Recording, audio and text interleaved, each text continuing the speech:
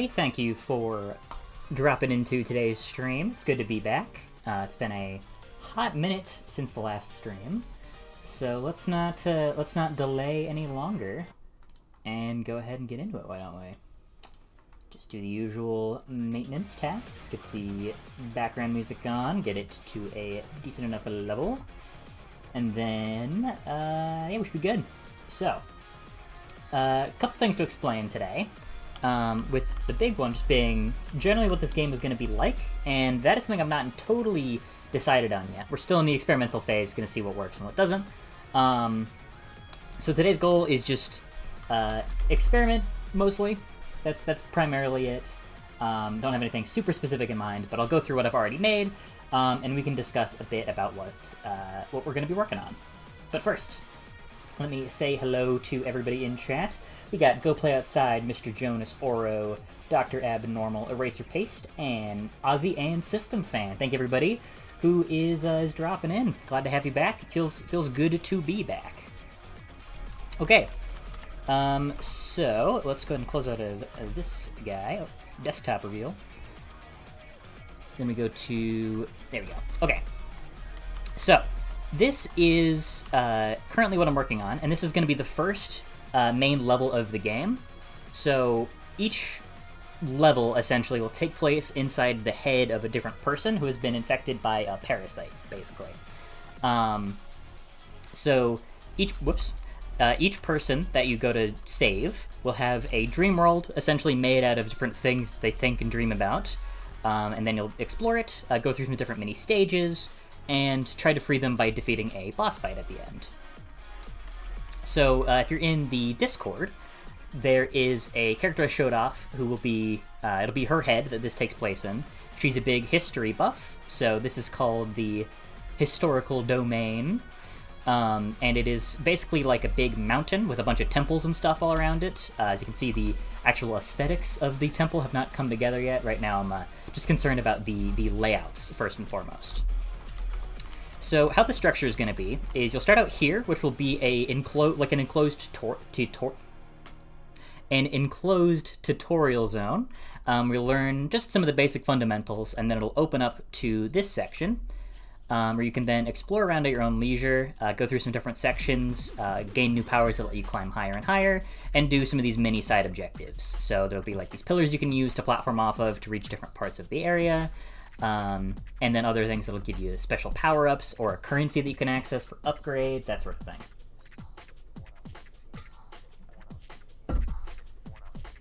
Will PA lore actually be interesting / good? Well, I mean, I'm gonna try. It'll have like an actual narrative. Psychonauts? Yes, Psychonauts-ish. You sure do love making games when you play inside a living being. Yeah, well, that's because if you sort of quantify it like that, then it's easier to make things vague in a grander sense, and it lets you play around a lot more with the concepts you're exploring. So, anyways, as an example, we've got a beginner stage here, Intro to Invincibility. So there's no text on these, but we're selecting which option we're going to go. So you can go into the stage, and this basically teaches you very basic fundamental stuff on how invincibility works. So right after you dodge, you are briefly invulnerable, and you get this little dodge indicator. So it just gives you a couple different ways you can use it, and then it'll give you... right now it doesn't do anything, it just spits you back out, but it'll give you like a little screen, tell you what your best time is. This will have some similar elements to Void Collector, where you'll have like ranks for these miniature stages. We're calling them sub-stages for now, but you'll be able to like do time trials and stuff for these, and also find collectibles in them. So there are going to be a lot more levels individually than Void Collector. Some of them are going to be really small like that, as like basic tutorials. Some are going to be a bit more substantial and focus on weird, unique gimmicks. Some might have an entirely unique mechanic. Some might be a puzzle-solving stage. And one that'll go right here will teach you how the clamp parasite works. So you pick this guy up, and you can use him to hit switches, which then it's a little hard to see actually. But if you look closely, you'll see that hitting this button will activate this little white thing here, which pushes it up and then causes this ramp to become usable. And you can go on here, use clamp to activate that, and you can get up to the second layer. So that's generally going to be the flow of the introductory section here. You can go around and do some of these smaller stages at your own leisure, You can do some of the major ones to gain access, with the ultimate goal of progressing up to the top of the mountain. We'll then do a boss fight to defeat the major parasite. That's the whole shtick. So today our goal is going to be just working on this, maybe doing some of the mini stages, maybe working some of the major stages, and feeling around what works. How's it going, Haxie? If the tutorial is about Quail's movement, would that mean the other characters have the same movement? Well, Quail's going to be the only like major playable character. Phoebe has been given meta knowledge. Yeah, don't worry about it too much. Animations are slick. Thank you. There's a couple of ones I still want to tune up a little bit. I think the dash into the jump feel really satisfying, but the basic jump is kind of wonky. I think I'm going to make her do like a front flip or something. Because I feel like spinning just sort of suits her for some reason. Intro to Invincibility sounds like a college class. I don't disagree. Okay, so let's go ahead and put down a substage start right here. And by completing this one, it will give you access to the clamp tutorial. I used to call it stag because it was inspired by a stag beetle, which honestly I might still call it stag. I keep wanting to call it stag. Okay, so I've got a slightly more robust system for how I do things that should make coding a lot easier on my end. So I've got a structure called stage data struct, and then there is a variable inside of the game instance. Here we go, inside of our game instance that has a list of all of the different stages and all of their information in it as well. So we can basically access this to see which stage is at which index, make adjustments to them fairly easily. So for example, we can call this meat clamp. Just shorten that to meat clamp. Meat clamp. So we've got basically two versions. We've got a stage name and a display name. This is the name of it in the code, so that way we can access it consistently. And then display name, so we can access it but have spaces and special characters and stuff. So the actual name of the stage is Meat Clamp. So yeah, that's correct. Let's give it the best time of 599. And we won't worry about the rankings or anything for right now. So now that this has been given stage 1 in the ID, it should say Meat Clamp. And if we click it, here we go. We are now in the Meat Clamp tutorial level. Now, that is a stage that I haven't worked on in a hot minute. So what we're going to do is grab the skybox, and then we're going to drag that over here.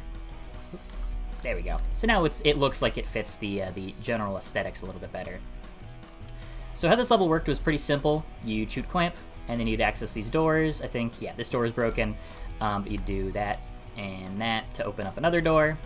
And then this would be a tutorial for how the seesaws work. And their physics have been changed a little bit, so we might need to make some adjustments. Primarily, I've just made them heavier, because they used to be a little too light. So what you can do here is either walk up to this section to then get a refill of clamp, and then... Whoop, why can I not jump all of a sudden?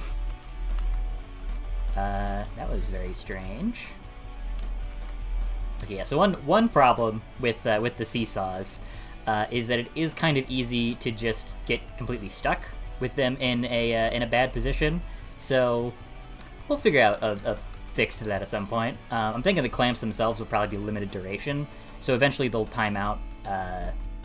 So it does add a bit of a speed element, but you could also just lock that one in place like that and then do a cool trick up here if you want to.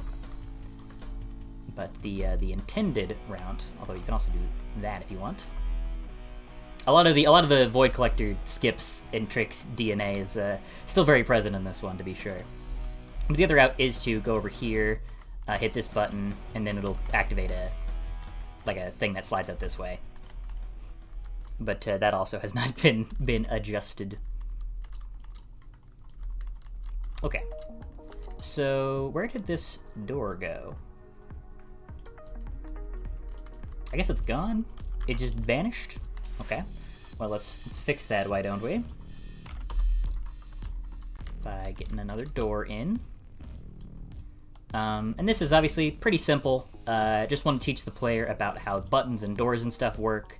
One of the common elements I think I'll probably be using for stages is putting the player in a semi-open area and then having them complete a couple of different challenges to hit switches to then open a larger door. Because then you can sort of have some elements of exploration in ways that feel fairly intuitive and not too drawn out. We could add some easing to the animations instead of making them linear. I agree. There's a lot I want to do with the animations. I'm very new. What's the game you're making? Parasite Agent? Platformer speed game, puzzle game, sort of. Let me see if you look down off the edge. It's just purple right now. But I'm working on like a cloudy skybox, so it's like you're in the sky. Will it be that one button is activated by the other button, or have you implemented logic gates? Well, how it works is that each door has a certain requirement to it, which will eventually be shown with like a number that's on the door itself. So this one has a requirement of 1, so you press one button that's connected to it, it opens it. This one you press 2 buttons that are connected to it, and then it opens. Relatively straightforward. So for example, we go to this door, we link both of these buttons to it, so each one will then increment the requirement by 1, and set the requirement to 2. We do that, then we do that, and then it opens. Bada bing, bada boom. Also, I think I saw somebody ask, you can kind of just go straight up it if you're quick enough. I'm kind of trying to sort of struggling to find a way to make sure that that doesn't happen. I mean, it's kind of cool that you can skip it, but it does also kind of defeat the purpose a little. Although it does start to go down a bit too much, and when it's steep, it doesn't really work, and you kind of get glued to it, which is a little weird.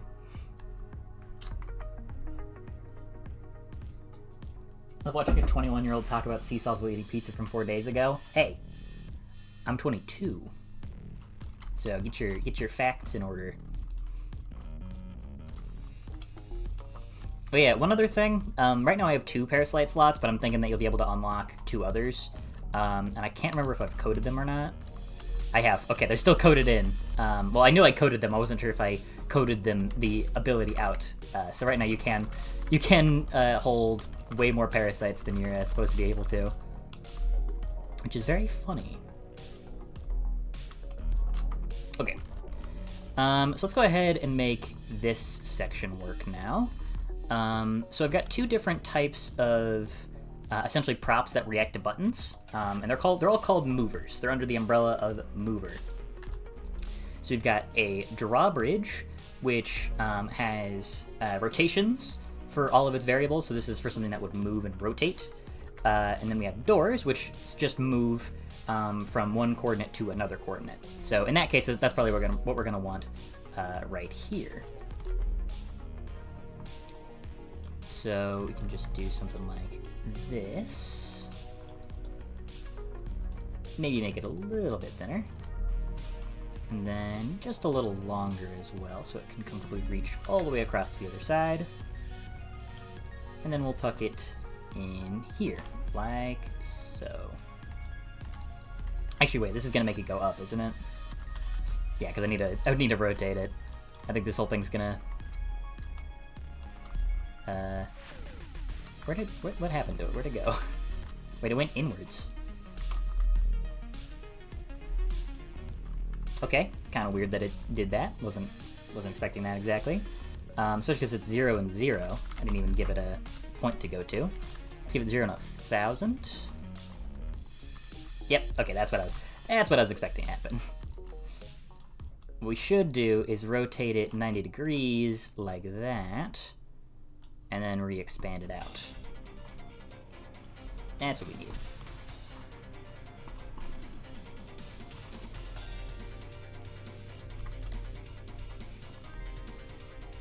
Whoop. Okay, well it worked. It certainly worked in a manner of speech, I suppose. What if you use the bottom edge of the seesaw to hold down a button? That's a cool idea, I like that. Will you do any Blender streams for this game? Maybe. I don't know if I want to do any right now, because I'm not good enough at Blender to the point where I think I could make that super interesting instead of just watching me fumble around. But I could see that happening down the line. Will there be demos for this game before release, like Void Collector? Yeah. I'll give more details once we get closer to it, but essentially the whole plan right now is to make a demo first and foremost, and also to be willing to entirely remake everything after the demo in case we need to. Just have that kind of flexibility. Okay, let's give it 100, because clearly 1,000 was a bit much. Okay, even 100 is a lot. Let's say 65. No particular reason why I think 65 will work, we're just going off of the vibes. Still a little too far. Okay, just 60. Just gotta dial this fella in. There we go. Bada bing, bada boom. That's how it's done. Whoa. Yeah, sometimes the slopes are a little weird. Like just there, I don't even know what happened there. Sometimes you can just kind of go flying off of straight edges. So the whole system distinctly needs some revising. And some sections, like this was made before you had the slope physics system in place, fully anyways. So this is so steep that you just kind of automatically like get a speed boost by walking off of it. So we're gonna need to do some adjustments.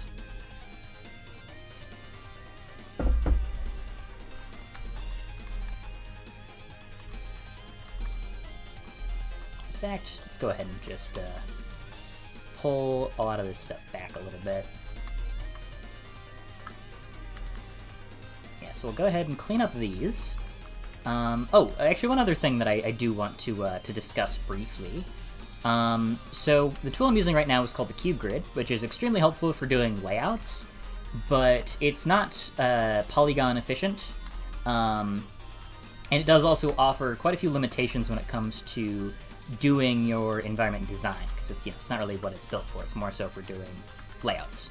So I'm going to be continuing to use Cube Grid, largely for doing stage layouts, which I think is very helpful because it's basically lets you do a lot of experimentation and figure out. That's still steep. Okay. No, it is okay. Something's up with my slope system. It needs some polishing to be sure. Maybe like a minimum speed cap or something. So if you're going too slow, it doesn't give you any launch.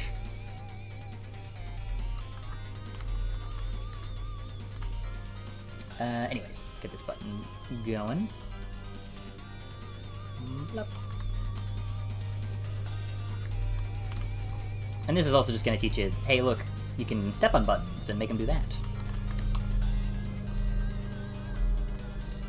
Although I think I should probably also add some sort of little obstacle up here as well that uses clamp in an interesting way. Maybe you gotta like shoot its ceiling or something. Oh yeah, you can also change the zoom. I haven't really found a ton of use for this, but it's kind of nice. You can also zoom in close enough to make it a quasi first-person experience. So if you wanna recreate the glory days of Void Collector, go ahead. The problem with the first person is that you can use it to stick the camera through walls. So that's not ideal.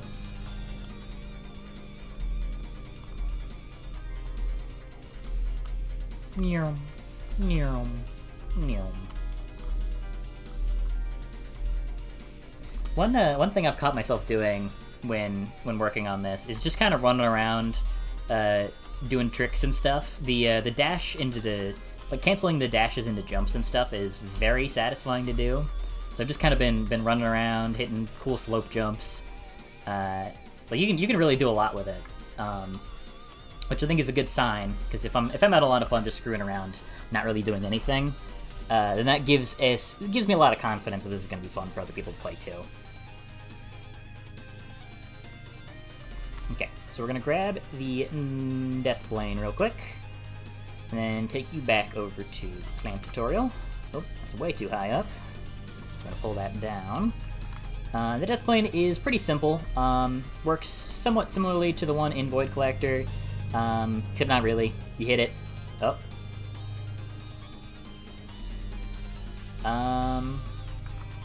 That's not what it's supposed to do. In case it was not obvious. Yeah, it just keeps respawning me here for some reason. It shouldn't... It should only have, yeah, overlap collision. What's supposed to happen is that if you touch the death plane, it'll take you back to the last solid ground you stood on. But for some reason, it seems to think that the last solid ground I've been touching is the box itself. So the collision box for the death plane. That's really weird, because that wasn't doing that earlier today. In fact, let's see if it's doing that here.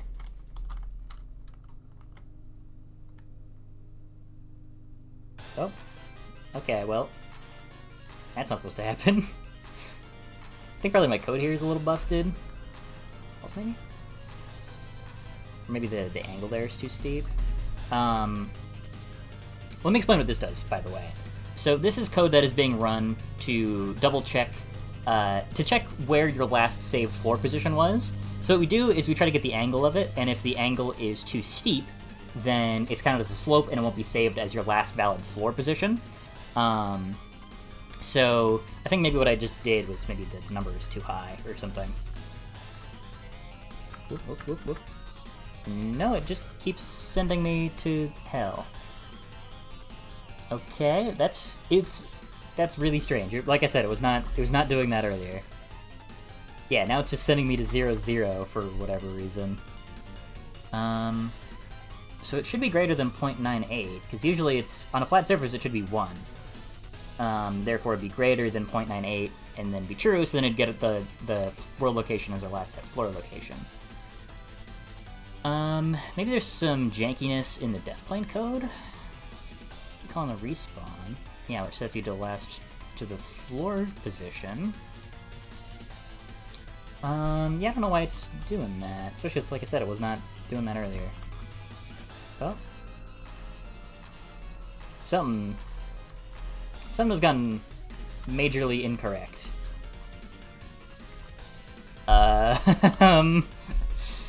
I do not know what it is doing. Why does it keep sending me to 0, 0? That's so weird.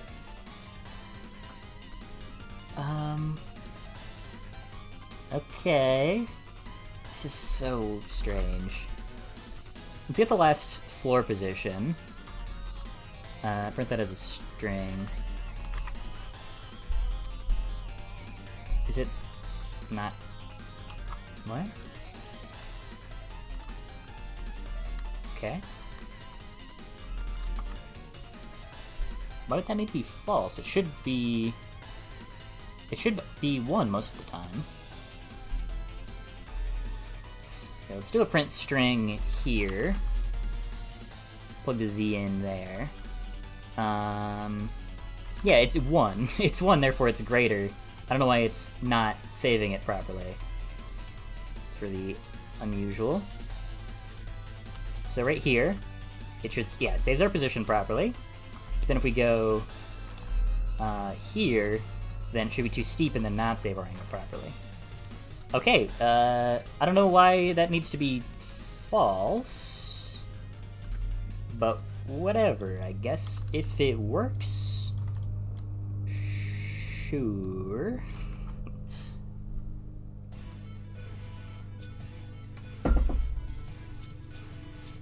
Let's see. Will you push any major updates for Void Collector in the future? Potentially. I have ideas. We'll see. I won't promise anything yet, though. Maybe you should just make something you can place down so the game knows you aren't meant to launch off this ramp. Maybe. Picking up a game too, maybe we'll actually finish this one. A roguelike platformer kind of inspired by... Oh, I've heard of BAZR. That seems really... I need to try that. Good luck with your project.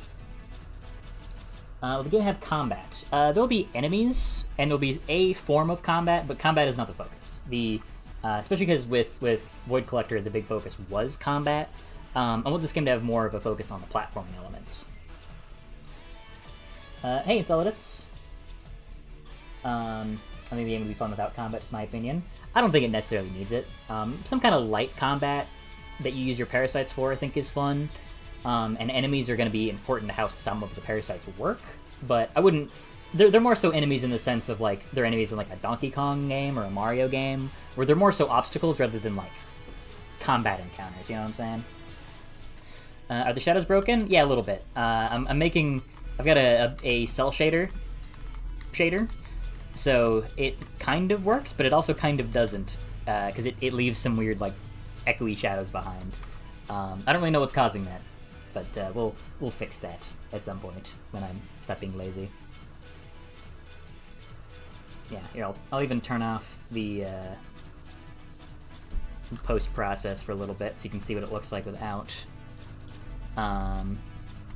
And some of the lighting is definitely done in a way that is built for the post-process, but I think that the like solid color shadows are a little more appealing, and I think fit the art style of the game better than the more like super dynamic shadows.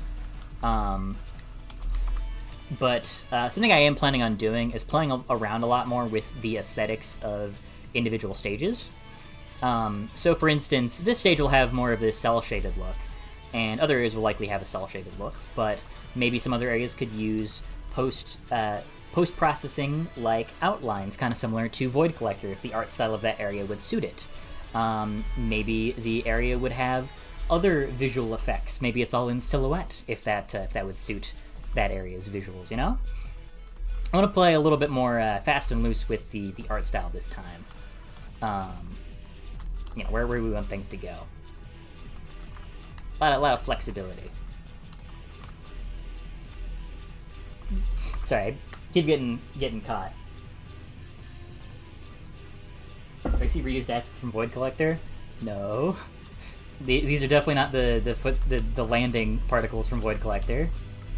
I would never do such a thing. A lot of things there are some things I've just straight copied over from Void Collector, most of which I do intend to change at some point, but also I don't really care that much if there's some reused things. I think a lot of people, not saying that this was you, I think you're joking, but a lot of people do get a little too irate over reused assets, when it's like, oftentimes I really don't care if like they reused a wheel prop or something for the background. Oh no, they reused a bridge. Hey, Mind the Llama. Maybe you can only remove a clamp if you can get back to the clamp. That'd be interesting for puzzles, but it would kind of make like longer platforming sequences a little bit convoluted. So I think the simple approach is just to make clamps expire after a set time. Okay. Anyways, we've got the Intro to Invincibility here. We've got the clamp stage here. So one thing I was thinking that would be kind of fun is to have a little platforming challenge to get to this bit here. So what I'm thinking we could do for this is to build out a couple of columns. Say just like here or so. You know, probably 5x5 would be about right. So we go oh, maybe a little too far. It's intercepting into the mountain. It's kind of cool. Whatever. So what I'm thinking we could do is we have like this little pillar challenge. So you jump from pillar to pillar, but some of them are at angles, so you kind of have to do like a dash jump to get off them, you know?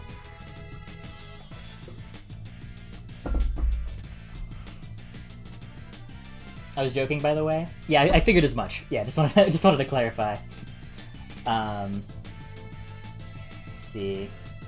If clamps expire, I feel like it'd be very hard to prevent soft locking. Well, the idea is that the clamps would remove themselves, and then the seesaw would return to its default position, which would make soft locks basically impossible. But if they just expire on their own, and then the seesaws don't move, then yes, 100%, that would cause a lot of soft lock problems. Which not really something I'm worried about in like puzzle stages, but that is definitely going to be a problem for like other types of levels. Okay, so let's start with just the little basic layout here of this platforming challenge. And you know, while I'm doing this, I want to discuss some structural things about how this game will function. So there are major parasites and there are minor parasites. This whole area essentially takes place within a major parasite, and that's going to be the big bug at the top of that mountain there that you fight as the boss. But then places like this, the sub-stages, are a minor parasite. So by completing these stages, or by finding them by exploring, so for instance, by doing this pillar platforming, you'll get over to here and then have another mini parasite that you could collect. So the idea is basically that by doing these mini stages, you get them. By exploring around these worlds, you'll find them. It'll be more collectathon-ish. A big inspiration for the structure that I'm thinking is Mario Odyssey, where you have individual worlds that have smaller stages in them, and just free roam exploration and mixing the two of those together. So that's the general flow that I'm trying to go for. So by exploring through the area, sometimes you'll hit gates where you need to have a certain amount of mini parasites, so you gotta complete these bonus stages or explore and find these pickups. There we go. But I'm also thinking that you could spend those mini parasites on upgrades, so that could be things like getting additional parasite slots, although maybe that'll just come naturally as you play more. Like maybe by clearing certain stages you'll unlock additional parasite slots. That could be interesting.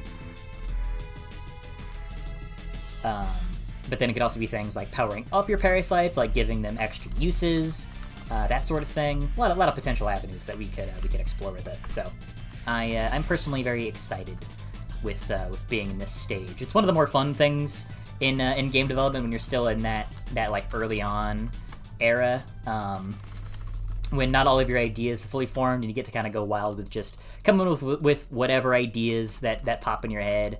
No need to follow any sort of rigid structures. You can just kind of go off whatever. That is a very fun part of development that I've missed, especially with being in Void Collector land for so long. Okay, so you can't quite make that normally. So what I'm thinking is that this first pillar will be flat, but then the rest of them will be at an angle, which will make it a little more interesting. Now I might have to beefin these up a little bit. Ugh. Yeah, because they are a little bit stubby. I guess actually the cross angle is a little bit awkward. Awkward, because then you can walk off the edge there. Let's try just giving it a bit of slope here.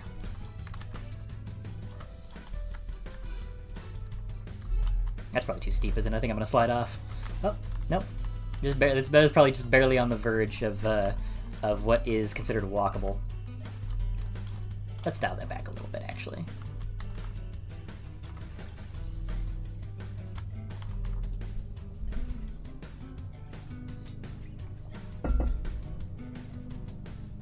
Sounds great. How do you make the angle jumps you were talking about work?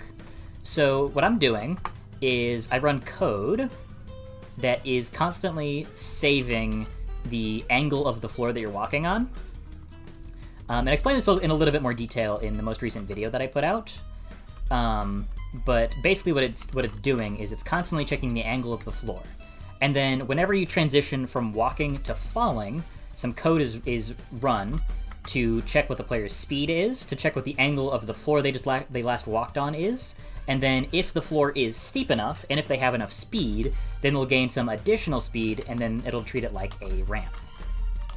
So, as you can see there, you'll gain a bit of extra height, actually, compared to just walking off. So if you do a dodge, then you get a lot more speed.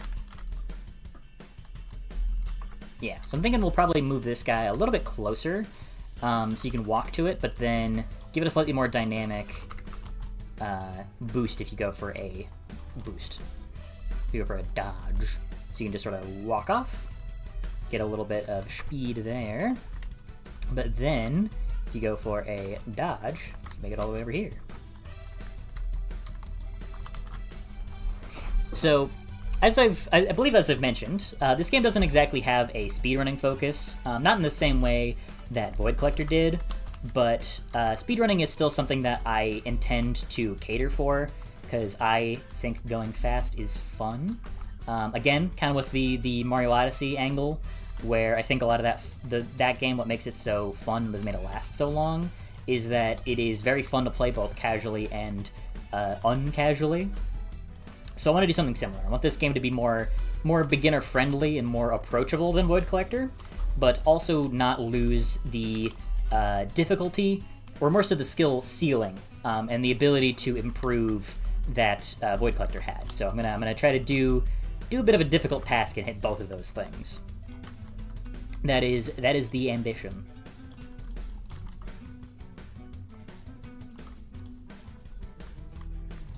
So here you can do boom, and that'll be a bit of a checkpoint since it's a flat surface, and as I've mentioned, flat surfaces are checkpoints basically. And finally, we have Mario Odyssey 2. Can you please add the slope system to Void Collector? I think that would interfere with how the game is made too much, but if I had figured out this system when making Void Collector, it probably would have been added at some point. But at this point, I think adding it would kind of conflict with too much. But you know, if there's a Void Collector remake, then we can discuss it then. By the way, that's not a promise. That was just an offhanded comment. Seth, why do you have a habit of naming fictional settings in a stupid ass way? I don't know. It's because I'm stupid. I am a stupid ass. That's how it goes.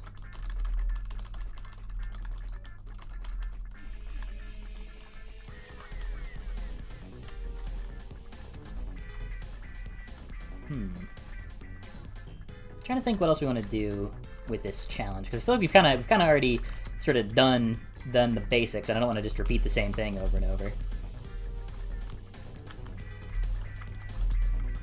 Ooh, you know what we could do actually? Something I'm considering is kind of like doing like a ring challenge of sorts. So basically, there could be two different iterations of this platforming challenge. One where you just sort of have to get through, you unlock the Parasite, bada bing, bada boom, you're good to go. But then, maybe when you get over here, you hit a switch that activates a ring challenge. You gotta like run through all the rings to get back, and that gives you another bonus.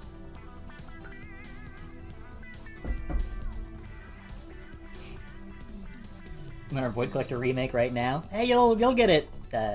Never. Nah, won't say that, but it is not the highest of priorities, I shall say. Security you actually. I think if I ever were to make a Void Collector remake, that would probably be after. That would be after Void Collector 2 happens, because there's a lot of experimentation I think that can still be done with the format, and a lot of learning I could do. So I think I would want to have at least gone through the experience of iterating and expanding upon the concept a little greater.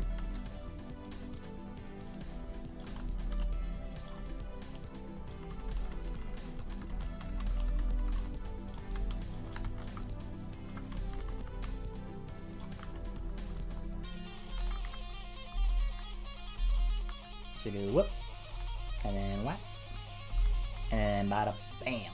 Okay, too high, too high.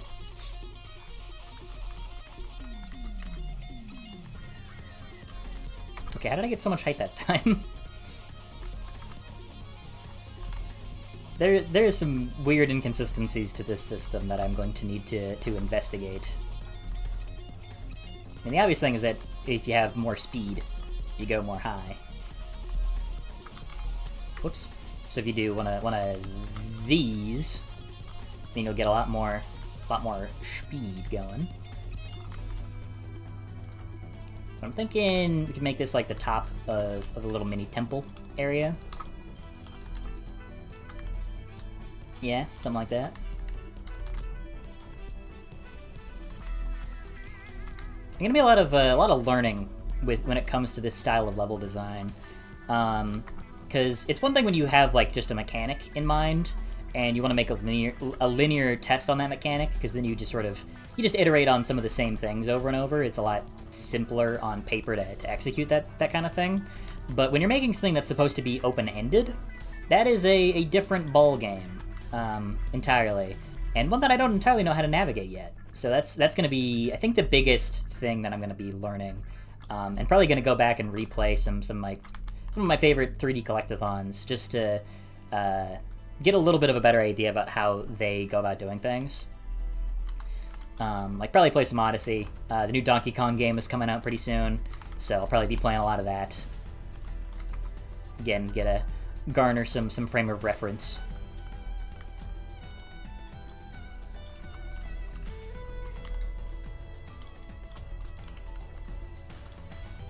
I've got an idea, by the way. Peep this, peep this idea, peep the concept. Hold on, it's a little big, but I need you to just visualize the vision. Picture it deeply within your mind's eye.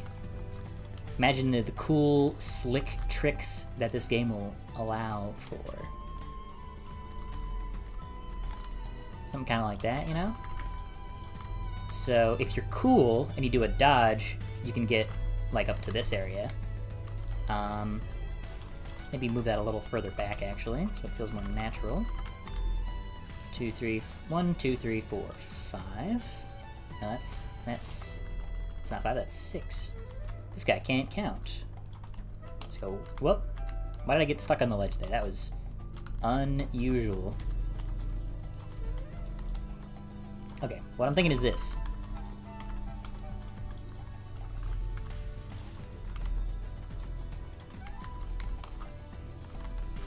Yeah, so you can like skip straight up to that. Okay, needs to be a little bit higher for that to feel natural. You still do kind of just butt your head against it, which is not really what we're going for.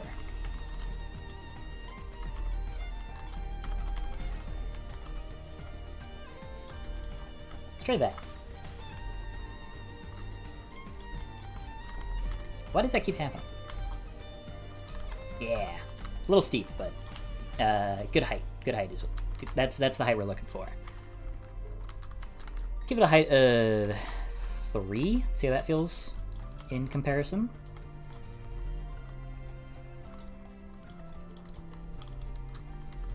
I gotta figure out why that's happening, man. That's very annoying.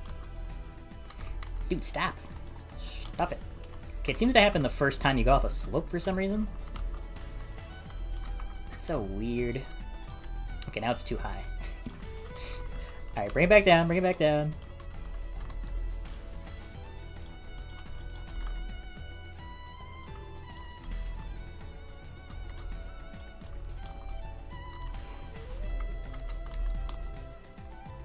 There we go. There we go. And you know what? We'll even add a little run up here. That might make it feel better. Yeah, what would feel better is if this ledge would stop catching me.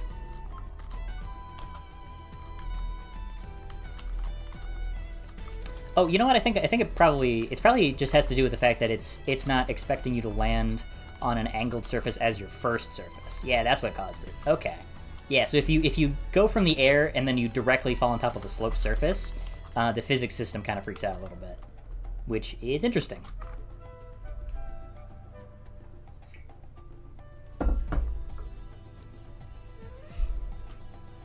What if there was a pillar that was fully rotated instead of having its top cut to be a slope?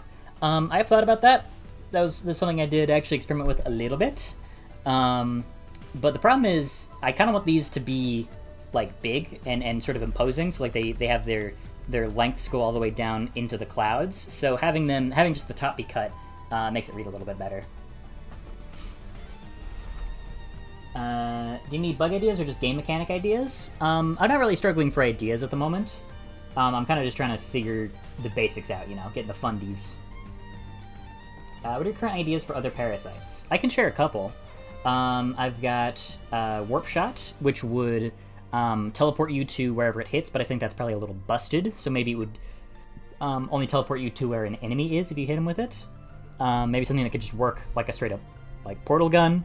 Something that would create a speed field, so anything that goes through it is given a speed boost. Something that would create a like respawn point upon death. And then something that would cause you to swap positions with something that dies, basically. I don't think I explained that well. It'll make sense in concept if I ever make it, but there's like an idea that you'd switch places with enemies based on certain conditions being met. One of those potentially being like if you die, then you swap positions with the enemy that dies, or with no, you swap. Okay, reset. You set it to an enemy, right? And then you die, and then it sends you back to where the enemy was, and then it kills the enemy. So it basically switches you two and your states upon your death. So you can do stuff and then purposely die, and then use that as a way to get back to somewhere else fast, or as a way to solve puzzles. There we go. That's what I was trying to say. Another one that could create fake enemies that you could use for every all those certain effects. Other things that could create different fields, like something that creates like a reduced gravity field, something that inverts gravity.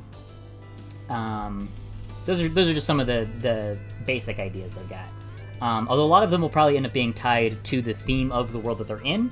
Not so much this world. This is the bare fundamental world, but for the other stages, more so.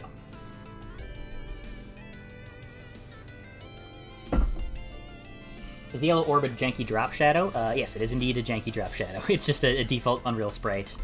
And it'll be like a shadow sprite later. And then the red up top is an indicator for dodges. I love Quill's face. I hate Quill's face. I see. We're getting, getting some dichotomy. I think she's got a cool face. She doesn't mean no harm to nobody. She's just looking around. We could do like a time trial sort of thing for this. Which, I guess, now that I'm thinking about it, is kind of probably going to be all over the game, because I love doing time trials, baby. I love doing time trials. By the way, one thing I need to fix is that this game has Coyote time, just like Void Collector. Not as extreme as Void Collector, but, you can still do a jump kind of late into it, like going off a ledge. So you can, like, dash and then jump when you're out floating in midair, just to make things feel a little bit more responsive. But I need to make it so that doesn't happen when you go off a slope, because you can do that right after hitting a slope and then get a ton of speed, or a ton of height rather, which is a little busted. It's cool, but it does kind of shatter the balance of things, and it's very easy to do. So I don't know if it's really worth keeping in if it just does a lot for you.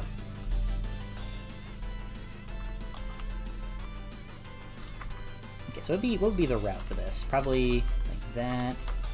That. Yeah, that feels pretty good. And I'm thinking we could teach the player how to do like a wraparound jump. And that probably could be like the last obstacle for this challenge. Like I said, it's supposed to be pretty small. Like if you played Mario Odyssey, then it's basically like a timer challenge. Not supposed to be anything super complicated. But we do want it to be a fun little trial.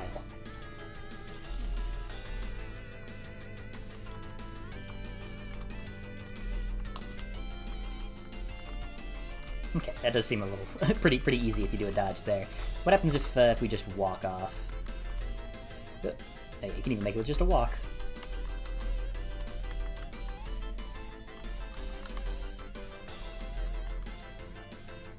Probably gonna need some sort of indicator to the player to let them know that that's indeed what they're supposed to do. I think we could also just have a mini ramp here. Well, not a mini ramp, it's pretty steep. We can walk up this? I guess I did make the default, the angle you can walk on for steepness pretty high, because I want the seesaws to feel a bit more natural. Let's do... For the way that you'd get up here without using the big boost, we'll do something like this.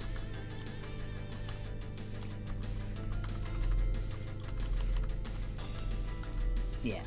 So you go, whoop, whoop, whoop. Yeah. That feels pretty darn smooth. Pretty smooth. I think having the slope physics stuff, the ramps and whatnot, is a really good feature. It's very fun to just run around and hit cool angles.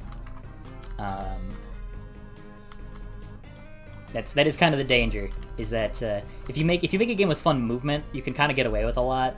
Like, you don't even need the world's best level design if just running around and jumping feels very satisfying. But then you kind of can get stuck just running around doing jumps and stuff all day.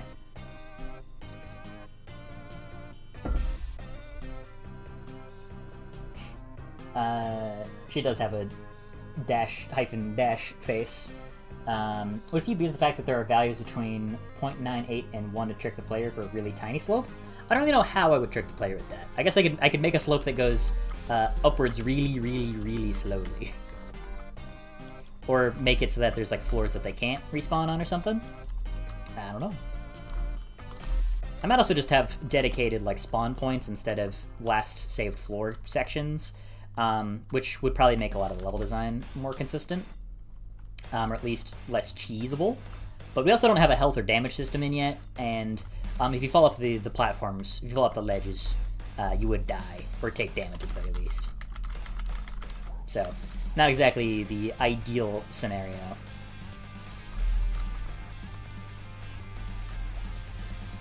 Okay, I think we can probably do one more little thing, and then this section we can call it good and done.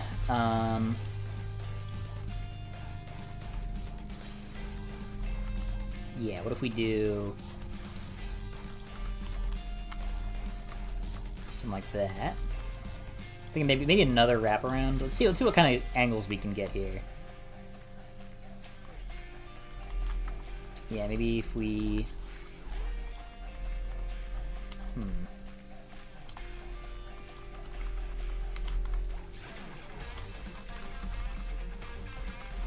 let's do 4.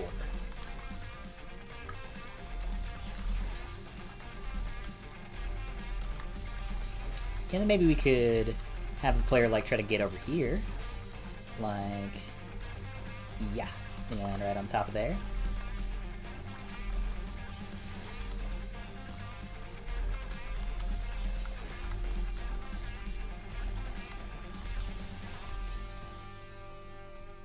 Yeah, there we go. Alright, feels pretty satisfying, I would say, I do declare.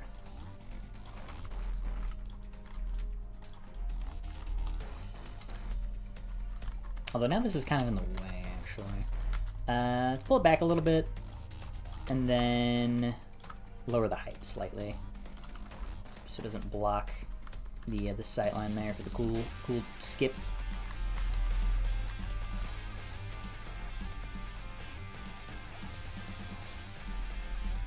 Oop. Yeah. Okay, and then I think what we can do is just a little bit of that, you know? I think probably you could just, if you wanted to, just do that, right? Yeah. That's kind of cool. We like skips in this house.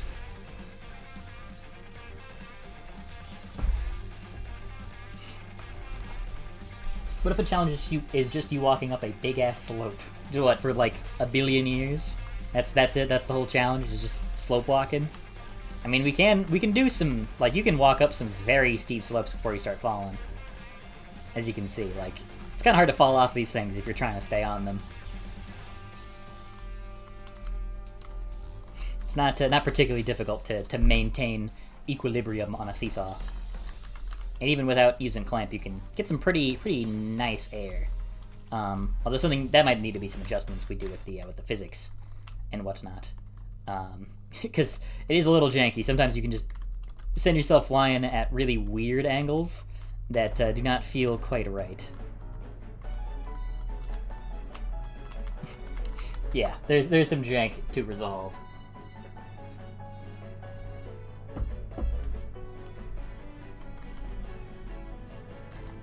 Okay, so we've got 2 ways that you could go about doing this platforming section.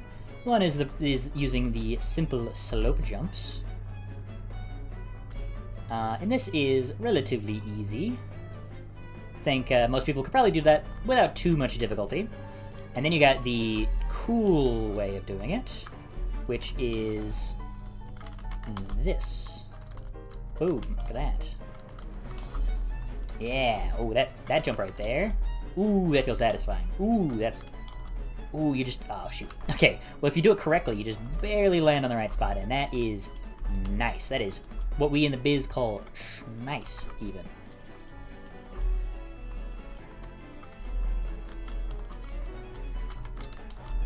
Yeah, that's movement. That's movement, baby. Okay, so now, to make sure that the player can't just jump down on this from above, we're going to extend this whole section out a little bit. Thicken this guy up a little. Add some slightly larger pillars here. Or add a slightly larger pillar there. And you know what? It can be balanced off the one, sure, why not? Then add a roof over this section, like so. Then we'll do some slightly thinner pillars around the edges here, just to make it look a little bit more like it belongs and fits together. There we go. Yeah. Yeah, I like that, I like that. So that way, if you are up here, it is at least a little bit harder. Oh, well, no, that didn't really do anything, did it? Okay, no, it did not. Alright, we extend the roof.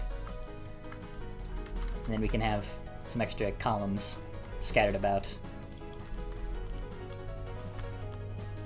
Where did I go? Where did I go flying that time? Gotta go see ya. Thanks for stopping in, Eraser.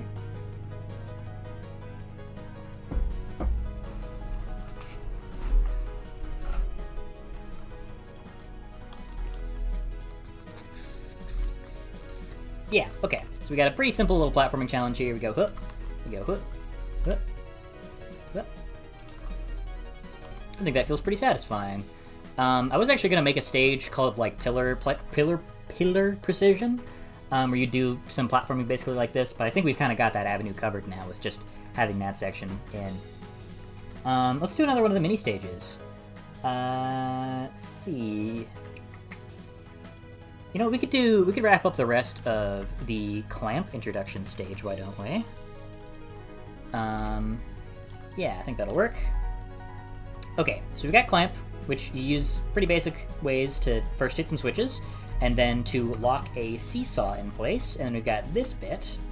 But what do we want to do afterwards? My thought is maybe to try something that feels a bit more freeform, perhaps. So maybe something that's like you scale a section of seesaws up this way, and there's not really a clear-cut intended solution for how you get up, but you can scale it in your own way by using the clamps at the right angles and right times to make your own path upwards.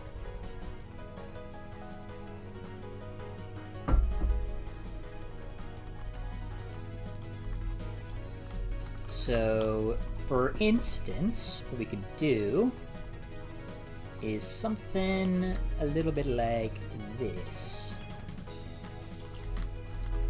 So we've got a seesaw here. It's at a easily walkable angle. So you jump on, and then you could ride it all the way down and die. No, we'll add a stopper. There we go. That's a placeholder. Don't worry, we're not just gonna leave a random stick sitting there. You can really walk on this when it's this steep, huh? That looks a little silly. Let's maybe raise that stopper ever so slightly.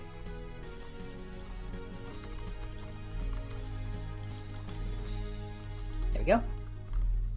So then you can ride it all the way down, clamp it in place, and then swing on up to another seesaw.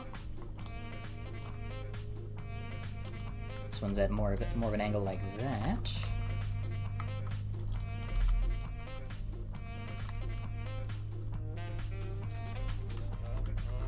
It's even a little low.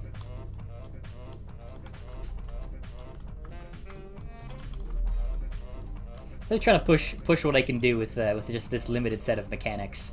Although I do think that this world probably needs another like sort of major mechanic I could experiment with, other than just using all of the basic fundies, because it is supposed to be the first world, but it needs a little something extra. So I guess I'm open to any suggestions that have to do with the like history, museum, ancient temple sort of theme as like a mechanic. There's also gonna be some trains, because this is this character works at a train station, so we can do something with that as well. Train-based level mechanics.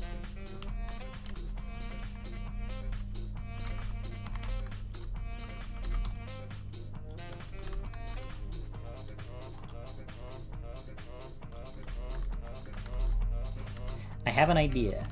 Probably a bad idea, but I'm gonna try this and see if it's fun or if it's stupid.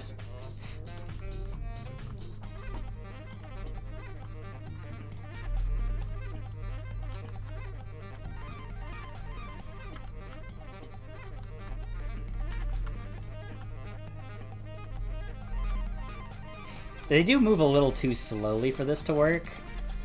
I guess what I could do is try adjusting the mass value. It's 200. Let's try 100 mass. Should make these guys a little more, yeah, a little more willing to roll. Oh, no! I think one thing I'll need to add is probably a reset switch for these guys, which actually, now that I think about it, probably wouldn't be that bad. Or you can just hook up each seesaw, whoa, into the system, and once you hit it, it would reset all of them to their default slopes and remove any clamps as well.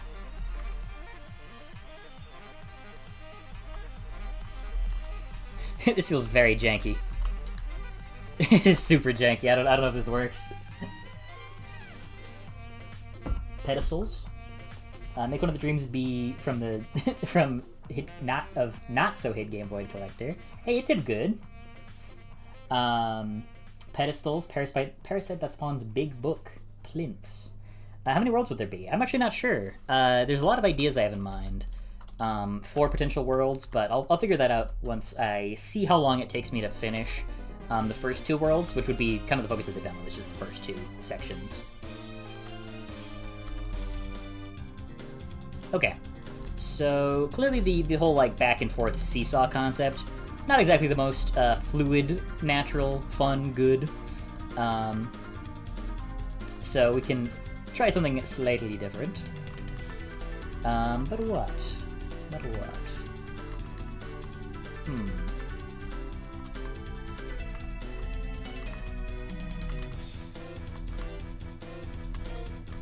What else do we do here?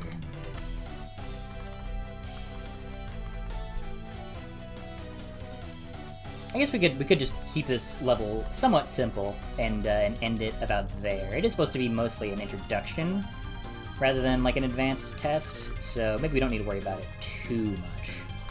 But I also want to make sure that we have levels that feel like they are interesting and adequately testing the player's knowledge of various subjects. Whoop, that's a little far. If I come up with some more interesting ideas for that, then we can explore it later. But I think we kind of need to start introducing some sort of additional mechanic, because I'm getting to the point where I'm running out of my major ideas for what to do with these mechanics.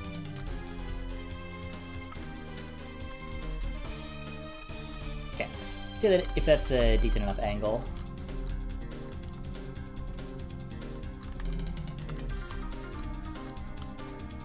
Yep. Certainly is a good enough angle. Throw a gift shop in the background. Well, it's more of like an ancient historical, like, zone. I don't know if a gift shop necessarily fits the aesthetic.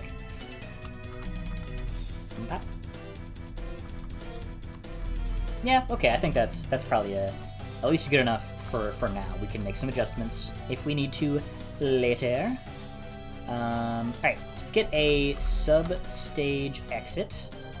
Plonk that right up here. And then if we go back to maps and historical domain, history main, then we've got that stage entrance right here.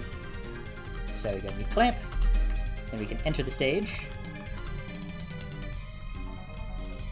just go through the level.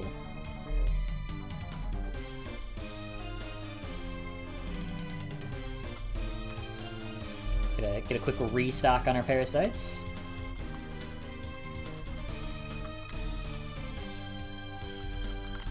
And bada bing, bada boom. Now we're out. So I do need to make the respawn system a little bit more sophisticated, so you don't get this message right when you leave it. And also you can move around. A and D don't do anything because they move these, but it doesn't pause the rest of your inputs. So I need to figure out that system as well. Quite a lot of little things that need to be smoothed over. I like the idea of using solid walls as handholds to launch off of. Yeah, the problem is using them as like launchers. It means that they kind of conflict with Jumo and what Jumo do. So it would need to have a way to more naturally interact with walls in a way that feels different from Jumo.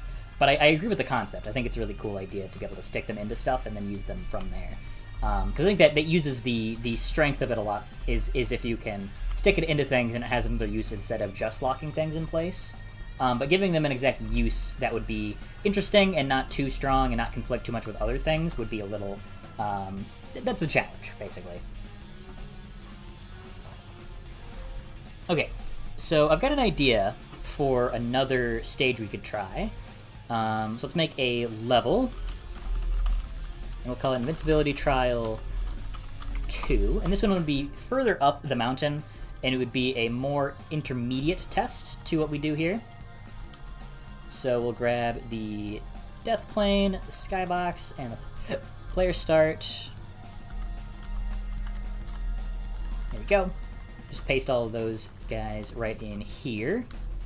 And then we can set down a starting point. Oh, we also need a directional light. Like that, there we go. Okay. Oh, we also need a post-process. I always forget the post-process.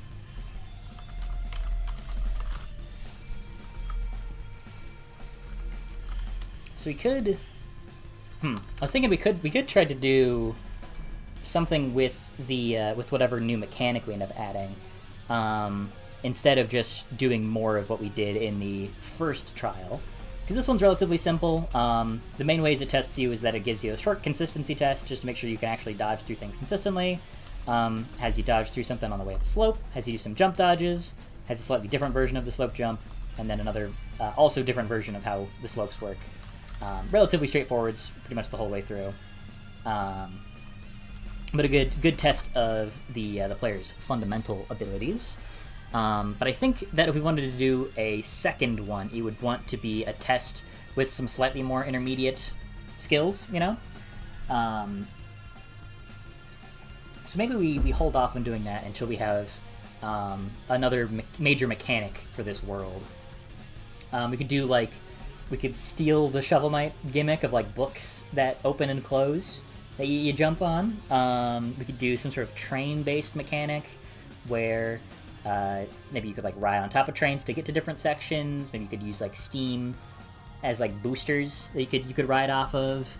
Maybe there'd be spinny wheels that you could use to get to places.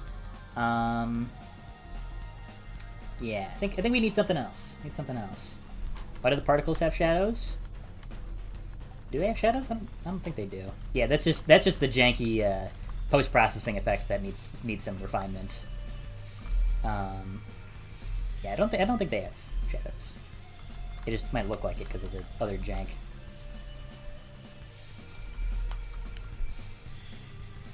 You could swing off of them, launch sideways. That could be interesting. Will we get to see Cuboid in this game? Probably not. Would music for this game be composed by Landon? Probably some of it. I'm considering getting multiple different composers for this one to give different worlds different feels, you know? So if there's a slightly larger composer team, then that could expand the potential for that. But quite a bit, as a matter of fact. Okay, so this is coming along solidly enough. But if this is going to be anything like Void Collector, there's going to be a lot of time spent in the early days just figuring out what is and is not fun. So I think I need to stop worrying too much about what's going to be good right away, and be willing to spend a lot of that time just trying things to see what is what's going to function in this new, more open-ended style of level design. I think a lot of that's just going to come down to doing a bit of research, and playing some games that I know I like, and paying active attention to the elements that I like about their open-endedness of their design. You know, what makes them tick, what makes them feel natural to play. Like, I think things like this, where you could sort of smoothly jump from one platforming section to another, is going to be a lot of the fun. And letting the player giving the player a certain ability to break things and do things in a weird order, or use their skills and abilities to break the linearity, is going to be a big thing we want to lean into. So any new mechanic we add should have that concept in mind. It should be fun, it should be open-ended, it should allow the player to break the structure, essentially.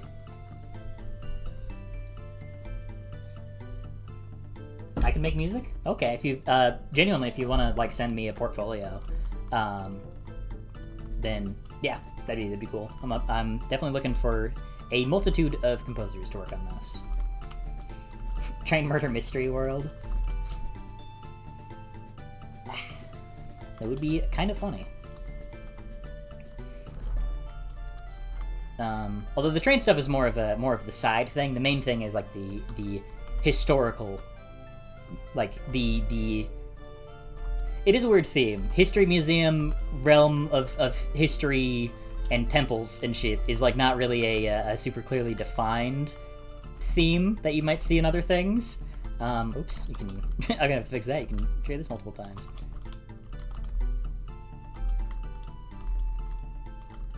Don't remember where I put it. Like right here? Yeah, there we go. Yeah, yeah, there we go. But once we get that new mechanic in, that'll be a game changer. I'm just struggling to think what that would be, because it needs to be something that would be functionally relatively straightforward, because this is the first world. It would need to work ideally well with Clamp and Jumo as well.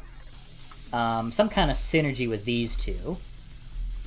And have a certain flexibility to it where you could use it in interesting ways. So there's a lot of stipulations we need to hit for this to be a good introductory like world gimmick. And also it should be vaguely historical. So probably book themed. Maybe it's like a book. A book is like an easy way to tie it together. I feel like there's a lot you could do with a book. Maybe it's like a moving book platform of sorts. And maybe you jump on it and then it starts to drift into a direction or something. Maybe you stand on it and then it slowly starts moving down, but then if you jump off of it, it's like a trampoline, maybe, and you could use like the clamp to lock it in place. But then it does kind of just conflict a bit with Jumo, because you have two things that do basically the same thing. How else do you use a book in interesting ways? What do you do with a book? You read it? We could have a reading mechanic where the player stops and reads lore for like 10 hours. It'd be a good way to get the playtimes up. What do you do with a book?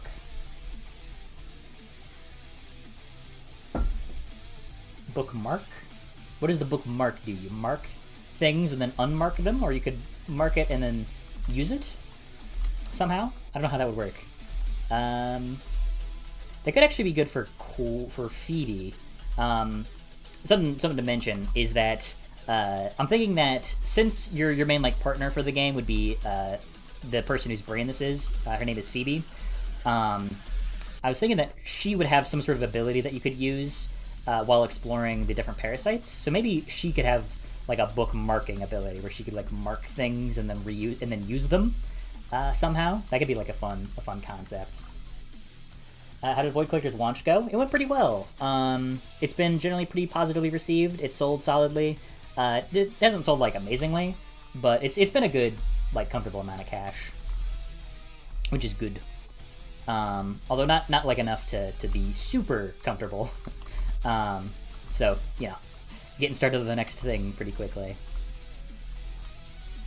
And also don't be surprised if like you know, some point down the road you see not only a demo for Parasite Agent, but also a Kickstarter alongside it. There's a non-zero chance of something like that happening.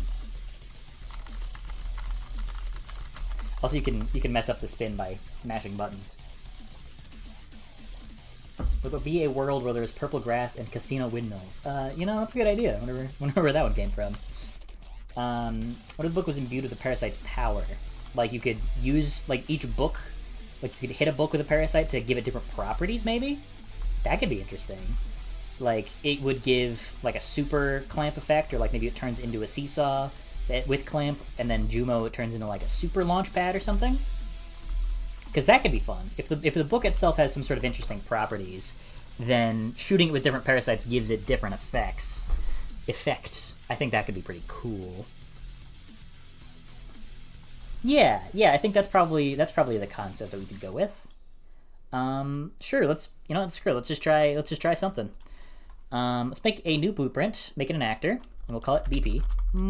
Book. BP book.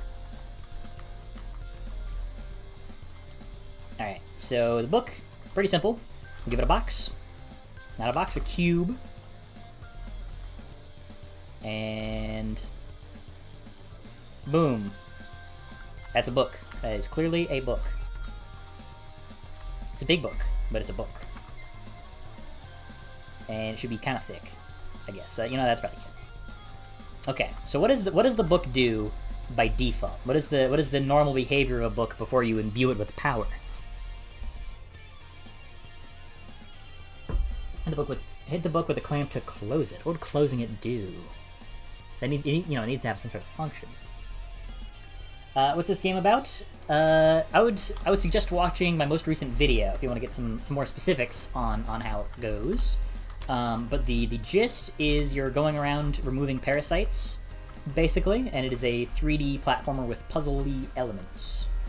And also, I guess, shooter elements, but it's largely a platformer where you use a bunch of cool tools. Okay, so what is the book's default behavior?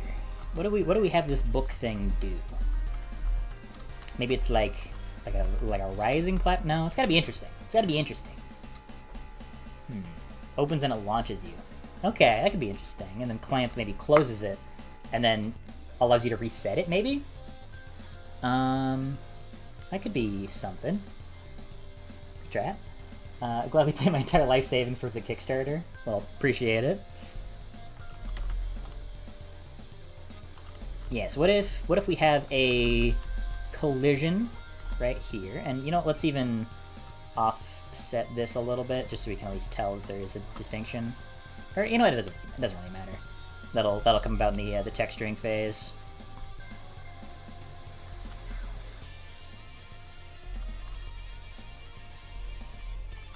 Yeah. So let's give these no collision for now. We can fine tune the specifics of that later. And this will just be, overlap all dynamic, which is what we're looking for. So then when you collide with the box collision, you collide with this thing, we'll cast to BP Agent. Yep, so you step on that, should overlap, and it'll be good to go, and we can run whatever code we need to run. Okay, so we're gonna get the. I guess we'll just call this top for now. So I'm thinking it would like rotate and like swing out to like hit you away. So it opens like a book and then flings you. Now the question is, how do we get it to actually do that on like a smooth arc around?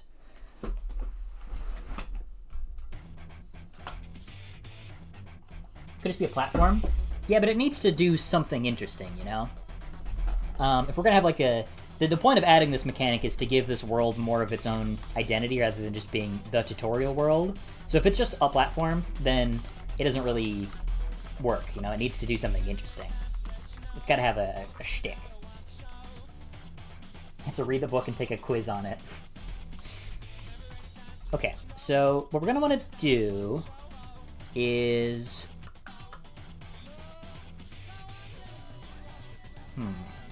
Let's do a timeline. Yeah. And we'll give this a 2-second... let's say 1 second. We'll give it a second-long track. Make that float track. And... yeah, I'm starting to think of what we're going to want for this. Let's start by just adding a key here and here and give that a linear progression to 1, 1, 1, 0, 0. So I never really explained timelines on here, and this is a new thing that I've learned that is extremely helpful. So what we can do with this is run a lerp, a linear interpolate. Okay, where's my lerp? Is it not lerp? What's it called again? It's no, it is lerp. I don't know why it didn't be a lerp. Oh, because I wasn't plugging it from here. Silly. Actually, I can also show you this little thing I was doing. Search to sequence here. That'll fix this problem. Yeah. Something else that I had done that I wanted to re-add at some point. Yeah. I just didn't fix it. Is a little bit of squash and stretch when you land. Probably do something like that for you when you jump as well. But just nice little bounce. Blop. But we use something similar for how we're going to do the motion of this. So we plug this in, and essentially what this does is that when it increases from 0 to 1, it'll blend between whatever value we have on the A and whatever value we have on the B. So what we can do here is, for instance, grab the rotation of this guy, and we're going to want to change the X rotation, so it flips open like that. So what we can do is get the top part of the book, set rotation, and split this pin, and we're going to want to blend that from 0 to 180.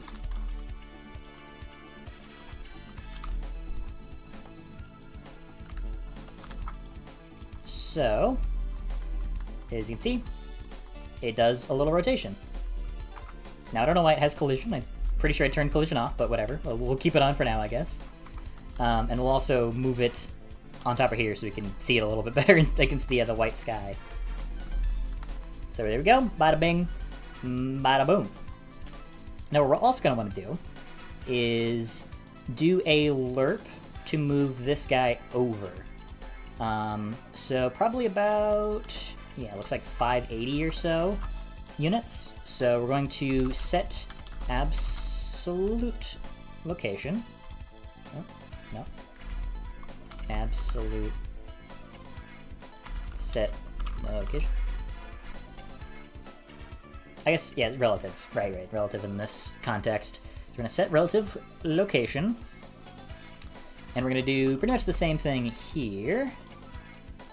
Just want to keep that at 40. There we go. For the Z. And plug that into the alpha. To 0 and 500.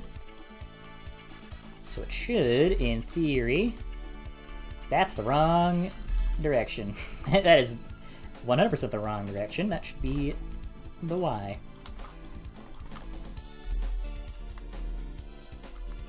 Okay, so it like sorta works.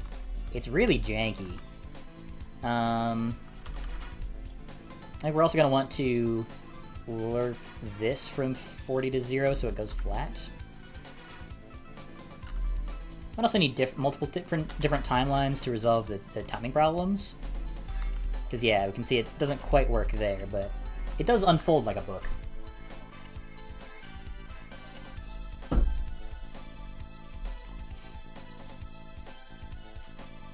Do you support the Quail X Phoebe ship? I don't oppose it. I think this time at least it makes a little more sense because they're both humanoid characters, and also not surprised it happened so quickly. Interesting stuff can come from it interacting with other parasites. Just no idea what a clamp would do to it. Well, I'm trying to give it an interesting effect, just straight up.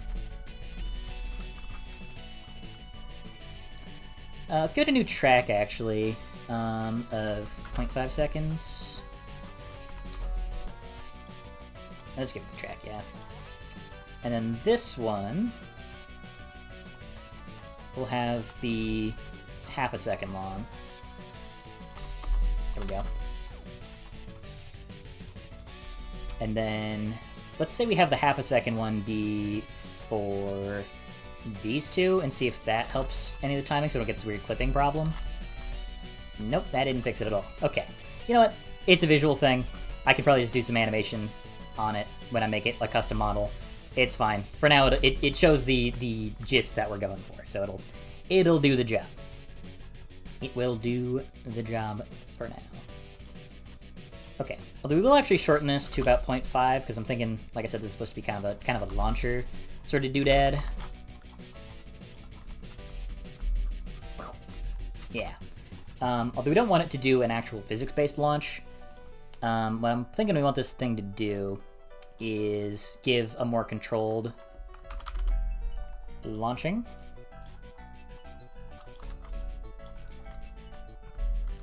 Yeah, so right now it doesn't have any collision. But if you step into it, then it would. Actually, you know what, we should give it... Let's give it block all dynamic and block all dynamic. And then once you overlap it, then we set the collision to no collision.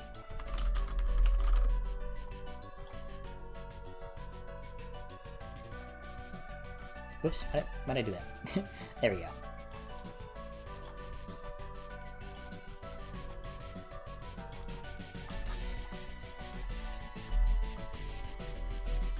Yeah, so you could step into it, although it immediately shrink the collision on the top a little bit.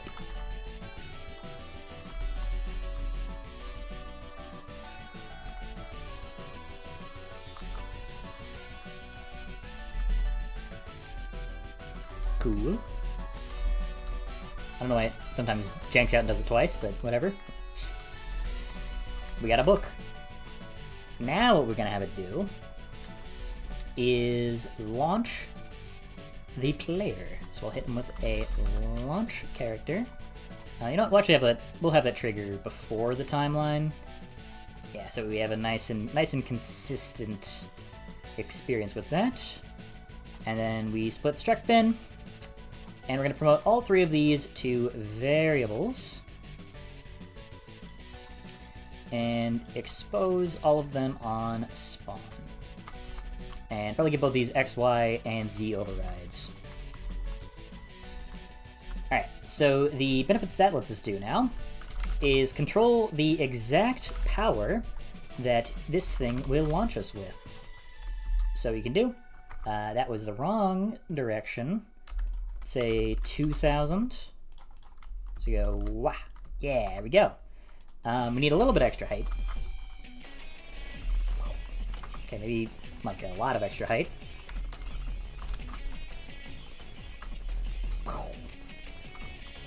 Maybe extra speed too.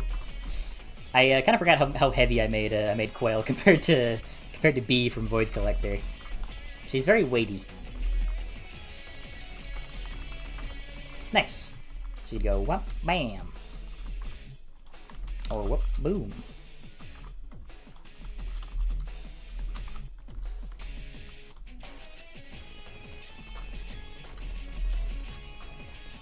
Cool. All right.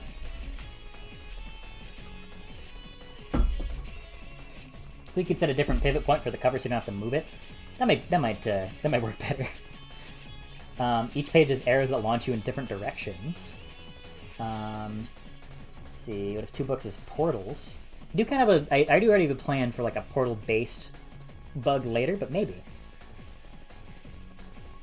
Do you support the Clamp X Jumo ship? Do you support the Do You X Support the ship? Do you support the Sheila X Phoebe ship?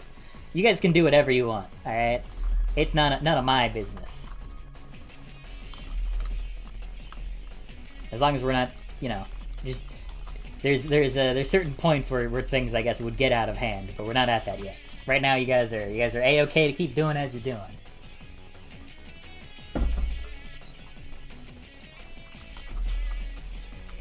Okay, so we've got our very basic, simplistic book. It's nothing too complicated. It's fairly simple. It's a relatively straightforward thing. But we want this to act differently depending on if it's been hit by a bug or not. So what kind of interactions would be interesting for this guy to have?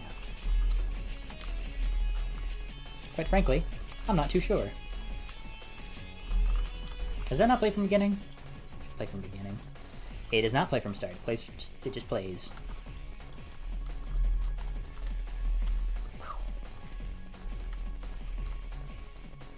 Maybe it stays open and then you have to like do something to get it to close. That could be. I mean, if we're using a book, you open it and you close it, right? So that's kind of like the distinguishing thing you do with a book, is you switch between those two states. You open, you close. So there could be a difference between how it functions when it's open versus how it functions when it's closed. And then maybe clamping it would force it to stay in the open or closed state. And then Jumo could give it like an additional property, perhaps. That'd be interesting, I think. Support the Quail X B ship. We have free will. I don't actually support that one, because B is happily married and has a child.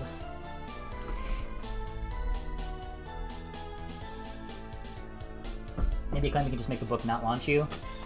Yeah, it would be kind of simplistic. I feel like it needs to...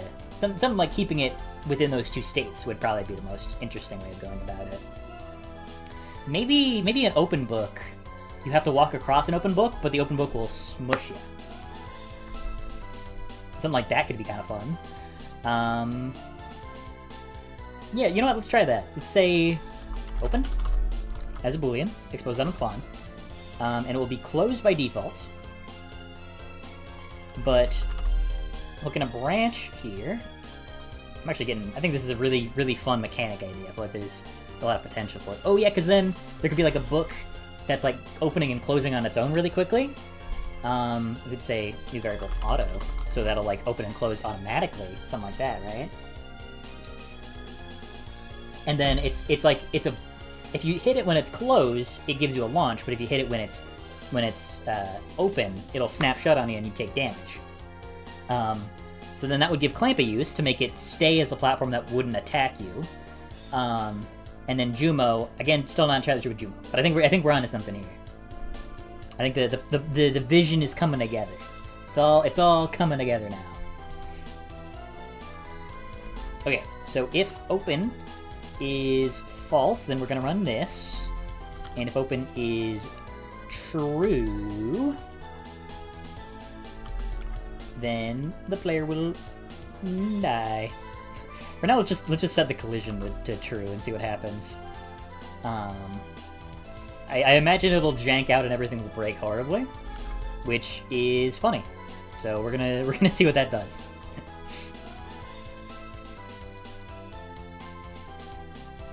So we'll reset the rotation back from 180 to 0. Set this from 500 to 0, and from 0 to 40. Actually, we don't need to launch. We don't want to do a launch. Yeah. Alright, so we launch the player. Oh, that's not what it's supposed to do. Oh, because it doesn't actually flip-flop the variables. Yeah. What we need to do is set it to open. And set open to false. There we go. So now, launch from opening, and crush. Oh. Oh, right, because it's still set to no collision. Hold on. Collision enabled. There we go. Okay, now it should properly crush us to death. Okay, it didn't do anything. It didn't do anything.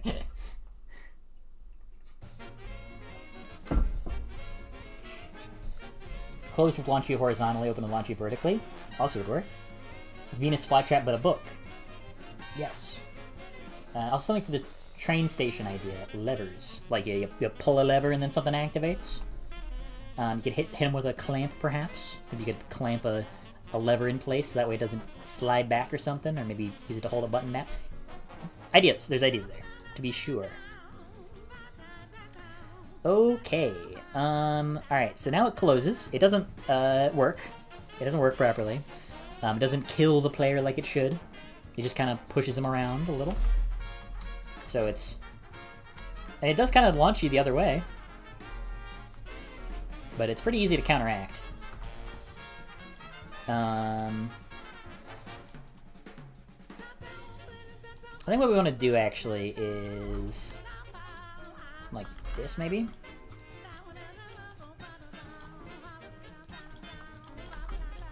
So it doesn't have collision, and then it does have collision, and then slam shut.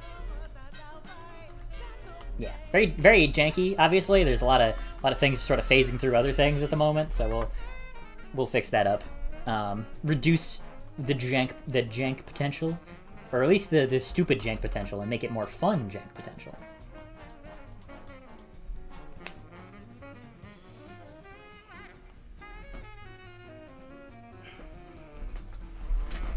Okay, cool.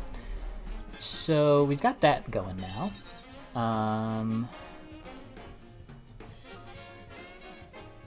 I think maybe what we want to do actually is give it a slight delay for, say, a second or so. And then it'll just sort of wobble a little bit before it actually snaps shut on you. Yeah, something like that. So that way it's actually usable as a platforming hazard. And I'll probably disable the collision on this thing so it doesn't keep snapping back and forth all the time. Then you could do like, yeah, you could do like a platforming challenge like that where it's you're sprinting from book to book.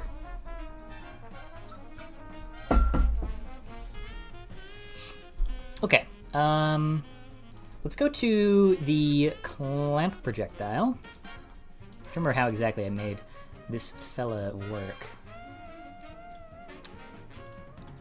That's right, yeah, it turns off the ability for things to simulate physics that it hits, which is how it works on the on any physics object that it hits will stop functioning from physics. So things that are not like physics driven, for example, this lever bit right here, will still move because it is not being driven by physics, which is good because we want things like that to move consistently. So what we could do is have a new actor component, and we're going to call it BP clamped. So what we can do is the thing that it hits, we can add actor, add component. No? Okay. Add component.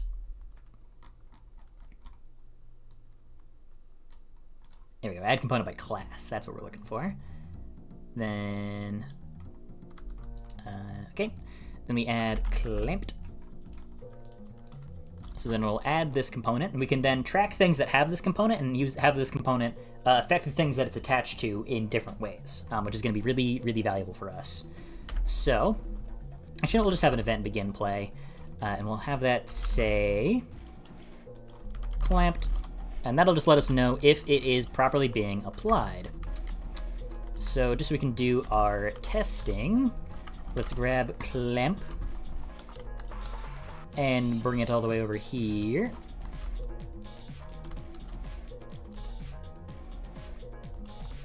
So we shoot it, then it says clamped. Perfect. Bada bing, bada boom.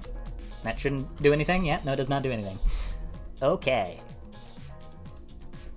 So, but now we have this component attached to things.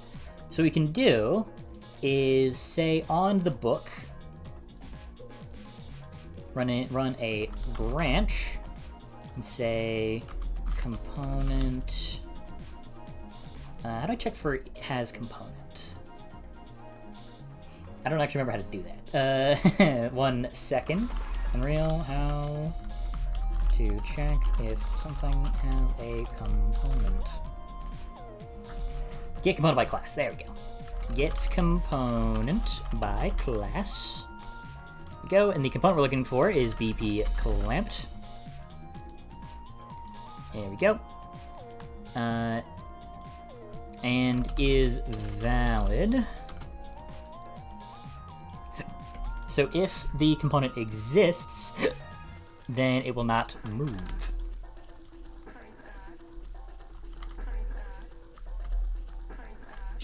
shit. It didn't work. It is also kind of weird that they're sticking around to these bits. Oh, now it's working. Okay, I guess it just didn't clamp on properly the first time. Kind of weird. I do kind of need to change the shape of this guy a little bit, of the collision sphere, because it does kind of... It should be a bit smaller than it looks like it should be. Probably need to change it to a box or something as well, so we get some more accurate collisions. There we go. Okay. Yeah, it just is a little janky. And the stuff I use to set the angle of it as well doesn't seem to always work. Like, it, sometimes it just likes to go at weird angles instead of the angle it actually should be set to. So, that needs some adjusting as well. What's the music currently playing in the background? You're listening to Good Fighter Brilliant Mix from Street Fighter 3 New Generation. I really love that game's soundtrack, and I like Street Fighter 3, the whole series, as a really great aesthetic and music. Proof? That's a Street Fighter 3 Second Impact poster on the wall there. Let me some Street Fighter 3, baby. So what you could do is, like, as you're walking along and doing these platforming challenges, then you could, like, oh shoot, it's gonna close on me, and then you could, boom, slam it shut, right? Or you could also clamp it shut while the book is closing, which could be interesting, because if you're like, ooh, that really could be cool, because then you could make your own slopes and stuff too, which would be really, really interesting. A lot of potential for that. Street Fighter V is peak. I love Street Fighter V. I know that game got a really bad rap for a long time, but by the time I started playing it, it was in a really much better state.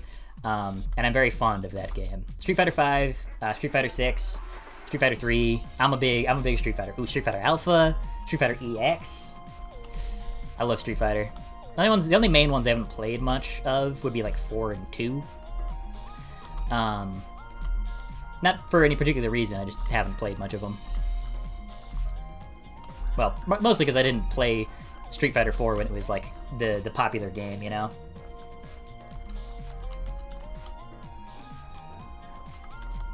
Okay, so we got this book guy is working pretty much as we'd like it to. So we do need to still figure out a use for Jumo and how he will affect our book prop. But we can worry about that a little bit later. Right now I do kind of want to fix up the rotation problem we're having with this little son of a gun.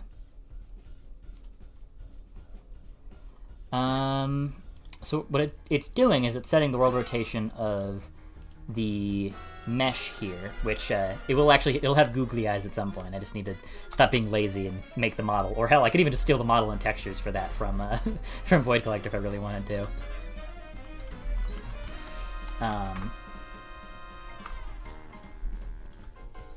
Yeah, but what we need to do is just set it so that the rotation of this matches the rotation of whatever it hits. So the problem is that it's not doing that. It works when it hits walls at certain angles. Like, I think it should work there, maybe? I can't tell. It's a little far away. Yes, it does. It did work there. But the problem is it matches the rotation of whatever it's hitting, not necessarily the rotation of the surface that it's hitting. So what I think we need to do, actually, is get the rotation of the surface rather than the object.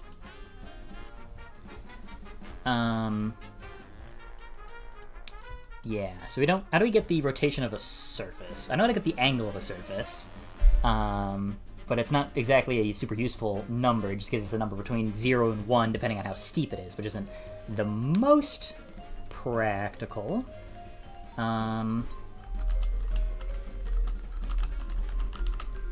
Let me do a quick forum scavenge.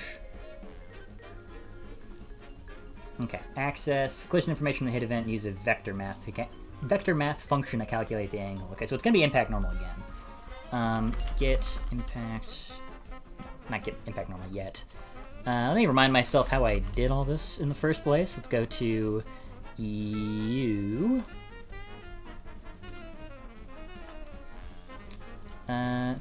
Okay. So this was break hit result, wasn't it? Yeah. Okay. So can I hook this up to any of these here? No? Okay.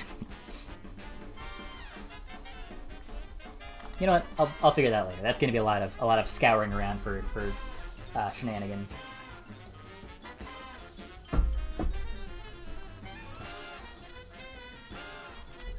Okay. You know what? Actually, my voice is getting a little sore. It's been a while since I've streamed, so I'm not too used to it. What are you doing? I was too busy looking at Quailix Phoebe art. Well, I was just doing some book shenanigans, but I think we're wrapping up for now. I'll probably try to do streams slightly more often, but I need to get some freaking honey sticks or something to put in my throat so I don't, so my throat doesn't get all sore and scratchy like it does now. But yeah, thank everybody for tuning in. Not the most productive day, but I think it was good for just getting some exploration down. We'll probably have a lot faster days when I'm in the zone a little bit more. I really know exactly what we're doing here. But yeah, that'll do it for today. Yeah, thanks for joining. Have a great rest of your day. Yeah, I don't know why I always feel the need to keep talking at the end of streams, even though I got nothing left to say.